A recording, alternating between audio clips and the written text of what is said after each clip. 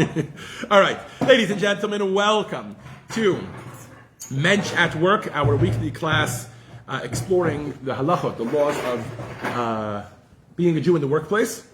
And we discussed lots of different types of laws, but last week we started our longest conversation, which is loans and interest from a Jewish perspective.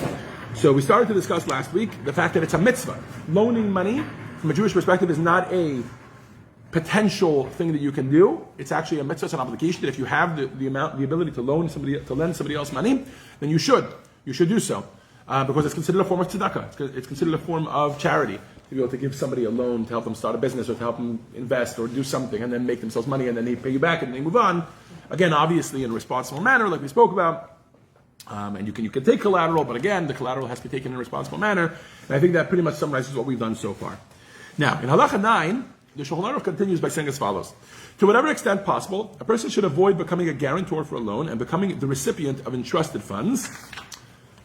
Meaning to say that a person should not necessarily stick their nose into a loan between two people. Or end up, in other words, having responsibility or money of someone else's is something we want to avoid. Let's keep going. When a person has a contract of loan concerning a debt due to him from a colleague, and it has become worn and is beginning to fade, he should take it to a court who will compose a new document to take the place of the previous contract. This is a very technical law.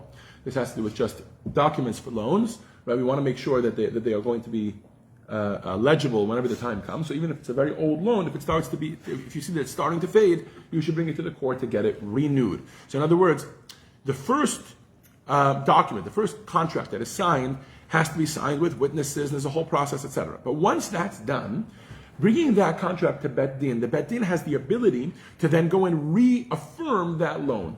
Okay, and then to reaffirm that contract, And even though they might not have all the witnesses and and maybe the lender, for example, might not be there, there's ways that they can reaffirm that even without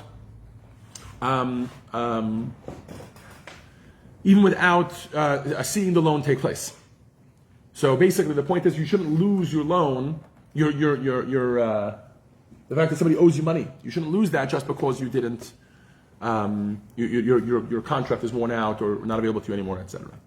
It is forbidden to hold a contract of loan in one's possession after the loan has been repaid, as implied by the verse in Eov, do not allow crookedness to dwell in your tents. So once you have a contract, in other words, receipts for payment are encouraged according to halacha, but they should not be relied on exclusively, right? So Vicky lends me money. So I then sign a document, which Vicky holds on to, obviously, right? That I owe her money. She holds on to that for 2 years, and then the loan is up, and then I pay the loan. So Vicky, let's say, signs a new document, which says, I hereby certify that Rabbi Zushi repaid the loan to me, and then she gives me that document, and I hold on to that document, right? So in other words, everything was done beautifully and fairly, etc.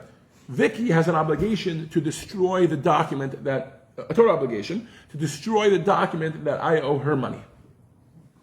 Even though, in theory, I have the document which says that I paid her, she shouldn't hold on to something which is a crookedness, is what the verse from Eov is calling it, because the only reason for her to hold on to it would be to remember that, to pull it out some other day and say, oh, you stole me the money, you never paid me. And maybe if I lost my other document, etc. There are some modern examples of this. I recently had this opportunity. It's very interesting. It's a very modern and very, you might not apply it, which is why I'm sharing it. So Menachem and I went to Color Me Mine. It's a favorite pastime of ours. Does everybody know what Color Me Mine is? Okay. Color Me Mine, it's like a pottery painting place. You come there and you take like a finished piece of pottery, but unfinished in terms of the painting and the glazing. You paint it and then you glaze it. Anyways, I forget what happened. Was Gitti I think Gitti went to pick them up. They sent an email that the stuff was ready. Gitti went to pick them up, and they didn't have them ready. They had sent us an email that was ready, and maybe they couldn't find them, they misplaced it, whatever it was, and then they called us a week later to say they have it, and we came by and we got them.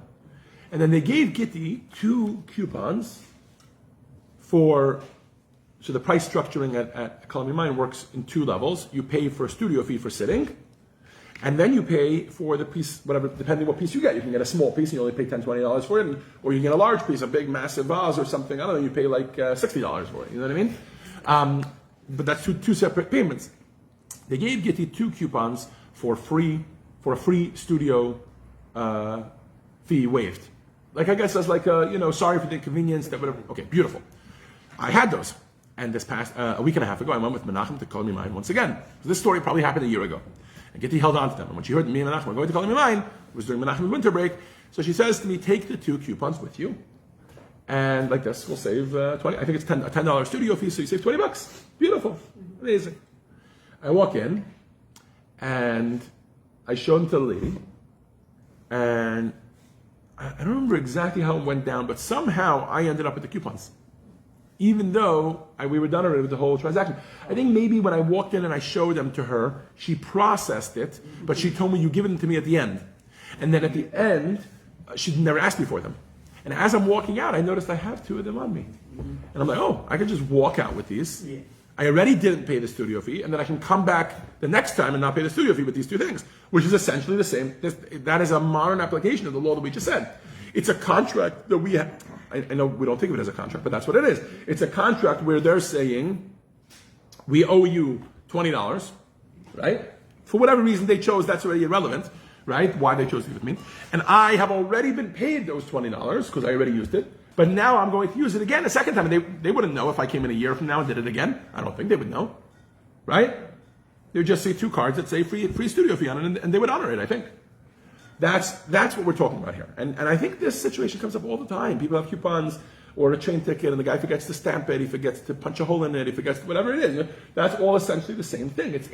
It's using a document which you already were given what you're owed for that document. You're using that document for a second time. It's obviously dishonest, but I think here we have a clear law so I guess here's the point. This law is telling you not only are you not allowed to use it the second time, if I were to come home and discover those coupons in my pocket, I would have an obligation to rip them up and throw them out. Right. Yeah. And I think that this is really the point I'm trying to make.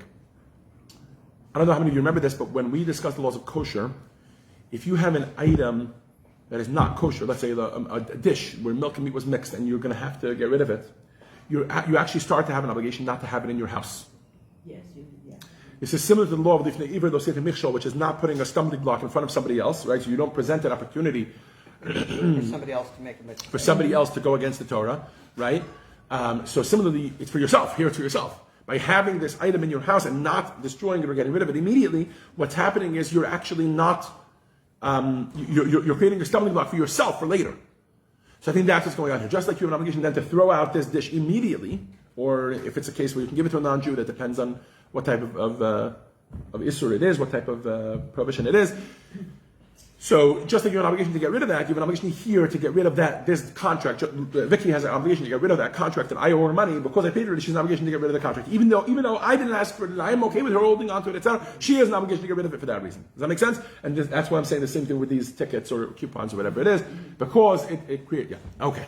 So that's why the proper way to do that is you repay the loan and you give it the receipt. I keep a copy of the receipt, so I have something to show for my that there was a loan, right? And I can keep a copy of the note, mark it paid, which maybe is marked on it paid, something like that. Exactly. And then keep that together for my record. Which I think is the proper. Yeah, which I think is the proper practice in the United States. They do these kind of things. Exactly. But then I'm supposed to give you the original exactly. Note. Yeah. You don't tear it up. Mm-hmm. You give it back to you.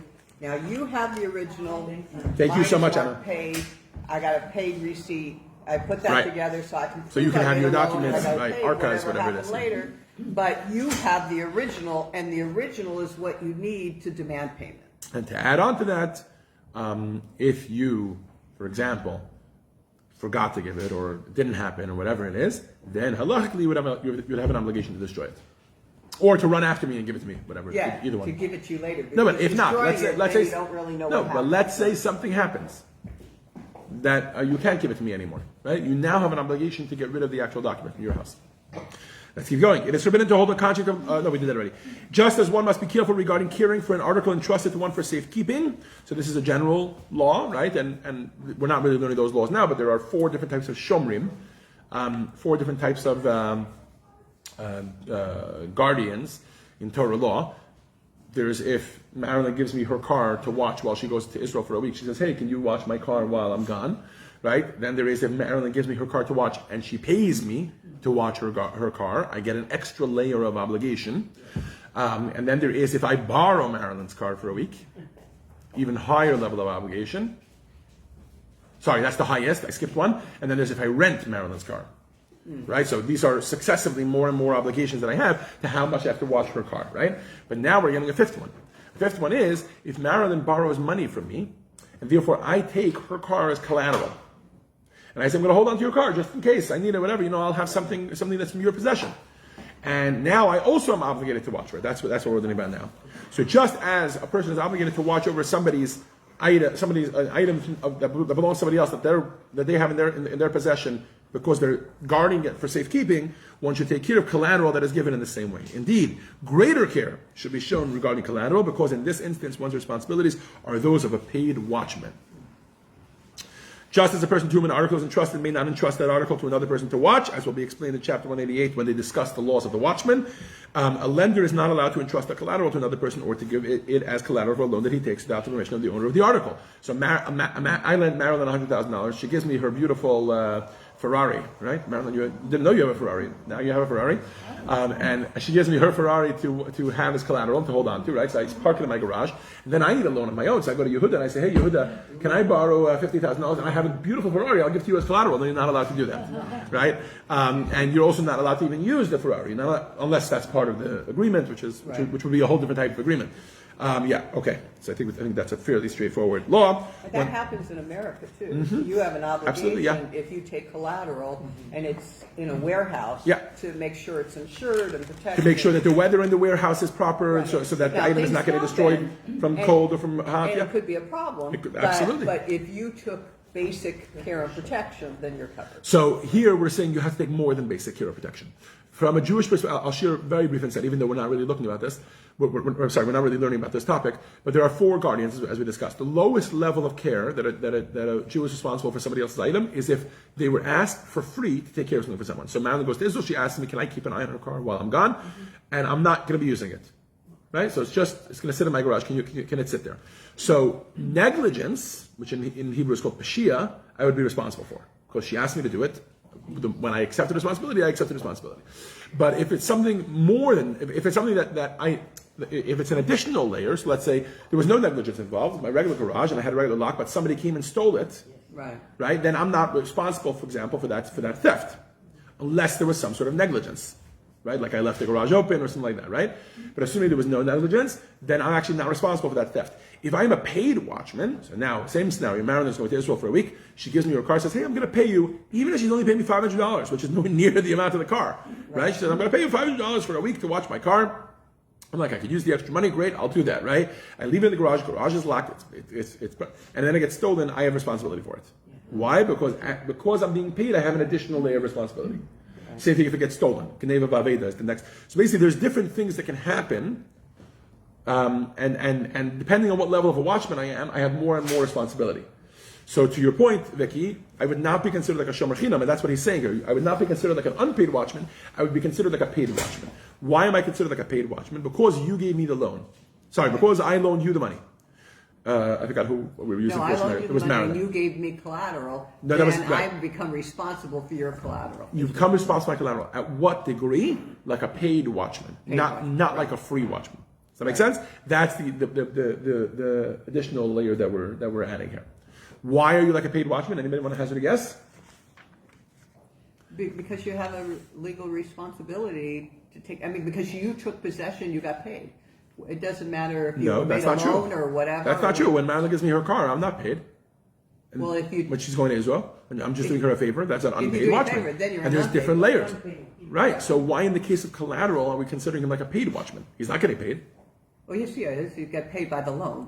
In other words, you got a benefit. There we go. You got a benefit. That's what I was trying to get out of you. So it's not that you're getting paid by the loan. That paying by the loan is just repaying the loan. Right. I think basically during the period before you get paid back by the loan, there's a certain benefit that you're getting from watching over the person. When Marilyn asks me to watch her car unpaid for a week while she goes to Israel, I am getting zero benefit. Right. I mean, you're doing a favor. and this actually ties in with the whole concept that a mitzvah is not considered benefit. Mitzvah slav lihonos nitnu. A mitzvah is not considered benefit. So I might be getting a mitzvah for doing it for watching it for her, right? But it's actually not a benefit. But when I have a loan, I have a benefit, even if I don't end up taking. Sometimes the way the loan ends is Marilyn doesn't have the money, or whatever. I don't have the money to pay Vicky, and then Vicky has to take it out of my car. Right? She sells my car and then only gives me back half the money because half the money goes to pay the loan. But even if that doesn't end up happening, what benefit do I have over the week, let's say, of the loan, or the year of the loan, that I'm holding on to Vicky's car, right, as collateral? I keep switching back and forth who did the loan, but I think you guys get it. Yeah. What benefit do I have? I have a benefit that some people would call it Yishuv Hadas, which means like a benefit that, in theory, if the loan doesn't go through, I can take my money out of that. So that gives me a certain peace of mind, right? I know that I'll get my money back. That is considered a benefit that I'm getting, and therefore that I'm being paid to watch the item. Does that make sense to anybody? I'm sorry if we got too deep here. And this is happening currently. It's a real life problem after the fires, because you have all these banks who had safe deposit box. They got paid. If they gave it free, it's different. Yep. But they got paid to do that, and then they claimed, oh, there was a disclaimer in there, we're not responsible for your items because we didn't inventory it. Right. So now it's causing a whole legal boo because some of the banks had fires, and so now massive number of banks are getting out of the business, because not just fires. In other words, they're not getting out of business. They're just not doing safe deposit boxes anymore. They're not doing safe. Right. They get business of running safe deposit boxes because they've determined the risk reward isn't there. You know what I mean? The truth is it isn't there because the items that people usually put in safe deposit boxes, sometimes it's jewelry and stuff like that, but most often it's actually things that are priceless. In other words, it's like a photo album or whatever, something or some sort of I don't know, Purple Heart or something that they're, things like that actually, when it comes down to it, they end up being valued at tremendous amounts of money because of the sentimental value. So when in court, they have to estimate that. Yeah, you're right. Okay. And also, I want to try to finish this chapter. Take a copy of all of your house documents. And exactly. And put it in your safe deposit box. So now you had a fire and they had a fire and you're cooked. So. Yes, Yehuda. I was going to say in Europe, they had an Ocean 11 kind of a situation. Right. Yeah. Where they broke into the bank through the wall of a parking lot. And they took 90% of everything that was in their safe deposit box. Wow. Okay, let's try to finish this chapter off. When a person takes collateral for a loan with the intent that if the loan is not repaid by a certain time, the collateral will become the property of the lender should be careful to make an explicit statement to the borrower at the time the loan is given. If you do not redeem the collateral by this and this date, retroactively, the collateral will be considered as having been acquired by me as of now. So this is a very technical thing from a Jewish legal perspective. You don't just take possession over something without anything happening. Something has to happen. You have to either pull the object from the person, or you have to lift the object, or you have to pay money for the object, or something like that. The problem is that in this situation, none of that is happening. Why? Because what happens is the item will already be in your possession, will already be on your property, but not in your possession. It'll still be something you're holding as collateral. And then one day, boom! All of a sudden, it becomes yours. Right? It's supposed to change hands, but you're not going to do anything. So therefore, when you take it originally, you have to take it and say, this movement that we're taking, when I'm exchanging possession, you're taking it from me, that is now going to be the acquiring for the object that I'm going to get as a repayment for the loan later, even though I'm not going to pull it back and forth later, or I'm not going to pay money for it later, that's going to be the way that it changes hands. It's a very technical law. I don't think that it's necessary to elaborate on it. Halacha 14. When a person knows that he owes money to a colleague and the latter tells him, I am sure that you do not owe me anything, the debtor is free of any further obligations. We assume that the creditor has absolved him of the obligation. Okay, so this is called kofer bakol. Sorry, this is not a kofer bakol. Okay, this is basically where somebody. I come to Vicky one day. Vicky's minding her own business Sunday morning in shul. I'm sorry, Vicky, that I keep using you. Okay, Uziel is minding his own business in shul, and I walk over to Uziel. I say, Uziel, thank you so much for lending me that money 3 weeks ago. I have it here. Here's $1,000. And Uziel looks at me and goes, "What are you talking about? That $1,000? You paid it back to me. I'm 1,000% sure you paid it back to me. Now I am 1,000% sure that I did not pay Uziel back. I do not have to insist and continue to give it to him. I can choose. I can say to him, I give it to him as a gift. But if he is halachically, if he is insisting that I do not owe it to him, even if the fact, let's say, because here we're just relying on memories, right? But let's say the fact is that I didn't pay him back, basically his statement that he's sure that I paid him back is considered like forgiving the loan. Okay, and the last one, when a borrower sends payment to a lender through an agent, as soon as the borrower gives the money to the agent is considered to have taken possession of the money on behalf of the lender. Accordingly, the borrower is forbidden to change his mind, take the money back from the agent, and pay the debt at a later time.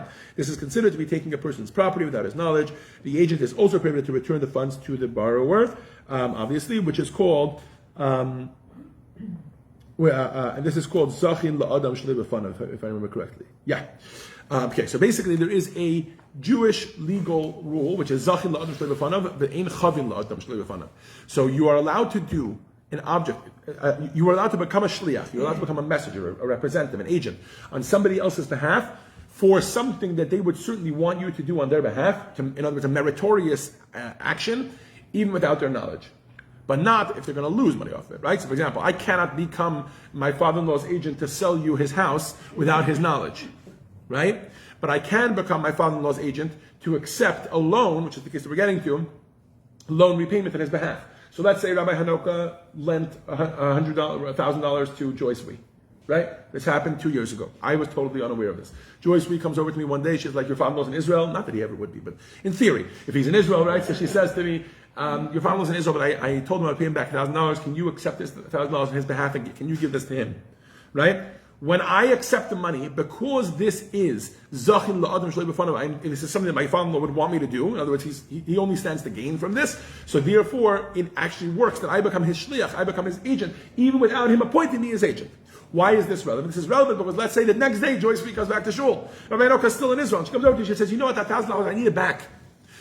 Just for another 2 days. Rabbi Enoch is not coming back anyways, but I need it for another 2 days, and then I'll give it back to you after that. And maybe she's even before the time that she needed to repay the loan. I am not allowed, as the agent, I'm not allowed to give it back to her, and she's not allowed to ask me back for it. Why? Because I am considered like Rabbi Hanoka's hand because of that rule that we mentioned, that I'm allowed to become his agent even without his knowledge, for something that's meritorious for him, right? For something that's in his best interest, and therefore that's not allowed to happen. So that is an additional law about a loan that we are not allowed to. It's not a prohibition. It's more of a law about an agent. And once an agent accepts money on behalf of someone else, it's as if the lender, right. The lender himself, his hand becomes like the lender's hand. That when he accepted it, it's as if the lender accepted it. Right, and the rabbi, your father-in-law, would have to agree to make a whole new loan for her for 2 days. Yes, exactly. That's basically. the only right. thing to do. And then he would have to actually appoint me as his agent in order to make the loan, because I wouldn't be able to give the loan on his behalf. Right. Because that's not zachin, that's chavin. That's not doing his benefit. That's doing something the opposite of his benefit. So that I can't do on his behalf without him saying it. You understand? Yeah. Yes.